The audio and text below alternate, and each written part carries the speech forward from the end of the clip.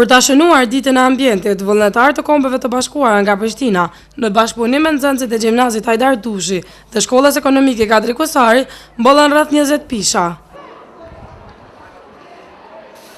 Nënkryetar i komunës me këtë rast theksoi se të vazhdojnë përkrajen për projektet që kanë të bëjnë me ruajtjen e ambientit.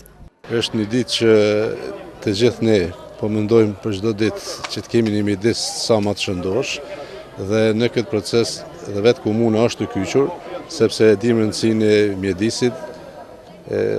Vetëm si komunë si vetë kemi arritë që të mbjellim rreth 8000 fidane dhe po vazhdojmë edhe me këta vullnetarë të Kombeve të Bashkuara.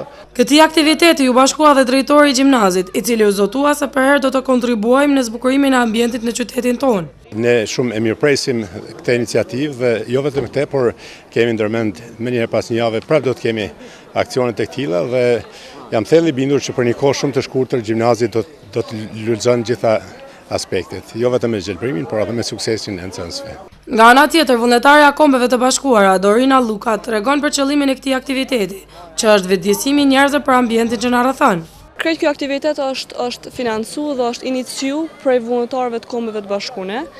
Aktiviteti ka qenë i mundshëm në bashkëpunim me organizatën George William Youth Association, ku vullnetarët e UN-it bashkë me vullnetarët e kësaj shkolle do të mbjellin pisha. Qëllimi do thotë siç e shihni është me aktivizu të rinjt edhe ata mu kon vetë promotorë të mbrojtjes së ambientit. Nxënësit u shprehën të gatshëm për të kontribuar në këso dhe aktivitete të ngjashme. Jemi organizuar gjithë bashkë me Dorinën, jemi mbledh gjithë dhe kemi bë hapjen edhe mbjelljen e këtyre pishave të bardha këtu në gjimnaz. Aktivitete për mbrojtjen e ambientit do të vazhdojnë, e organizohen edhe nesër me rastin e ditës ndërkombëtare të ambientit.